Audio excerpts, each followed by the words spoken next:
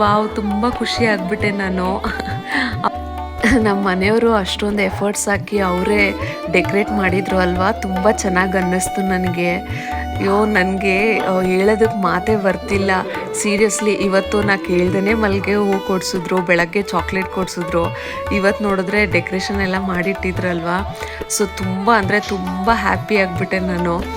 So ಹಾಗೆ hug ಮಾಡಿಕೊಂಡು ಒಂದು ಕ್ಯೂಟಾಗಿ ಒಂದು ಮುತ್ತು ಕೊಟ್ಬಿಟ್ಟು ಒಂಥರ ಎಮೋಷ್ನಲ್ ಆಗಿಬಿಟ್ಟೆ. ಕಣ್ಣೆಲ್ಲ ತುಂಬಂದ್ಬಿಡ್ತು. ಯಾಕೆಂದರೆ ಇಷ್ಟೊಂದು ವರ್ಷಗಳಲ್ಲಿ ಎಷ್ಟೊಂದು ಸರ್ಪ್ರೈಸಸ್ ಕೊಟ್ಟಿದ್ದಾರೆ ಅವರು. ಹಾಗೆಲ್ಲ ಫ್ರೆಂಡ್ಸ್ನ ಕರ್ಕೊಂಡು ನೈಟ್ 12 ಗಂಟೆಗೆ ಬರ್ತಿದ್ರು ಮನೆ ಹತ್ರ ವಿಶ್ ಮಾಡೋದಕ್ಕೆ.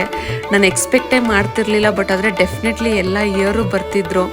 ಬರೋದಿಲ್ಲ ಅಂತ ಹೇಳಿ ಆಮೇಲೆ ಬಂದ್ಬಿಟ್ಟು 12 ಗಂಟೆ ಚಳಿಲಿ ಕೇಕ್ ಕಟ್ ಮಾಡಿಸ್ತಿದ್ರು. ಅದು ನನಗೆ ಧನುರ್ಮಾಸ ಟೈಮಲ್ಲೇ ಬರುತ್ತಲ್ಲ ಬರ್ಡೇ, ಸೊ ಆಚೆ ತುಂಬ ಚಳಿ ಇರ್ತಿತ್ತು. ಅಮ್ಮ ಅಂತೂ ಇಲ್ಲ, ನಾನು ಹೋಗಿ ಮಲ್ಕೋತೀನಿ ಅಂತ ಹೋಗಿ ಮಲ್ಕೊಬಿಡೋರು. ಆದರೂ ಆ ಚಳಿಲಿ ಫ್ರೆಂಡ್ಸ್ ಜೊತೆಲೆಲ್ಲ ಕೇಕ್ ಕಟ್ ಮಾಡಿ ಹೋಗಿ ಮಲ್ಕೋತಿದ್ವಿ.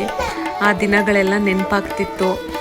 ಈ ಸಣ್ಣ ಪುಟ್ಟ ಸರ್ಪ್ರೈಸಸ್ ಕೊಡ್ತಾರಲ್ಲ, ಆಗ ಎಷ್ಟು ಮನಸ್ಸು ತುಂಬಿ ಬರುತ್ತೆ ಅಂತ ಹೇಳಿದ್ರೆ ಮಾತೇ ಬರಲ್ಲ ಸೀರಿಯಸ್ಲಿ.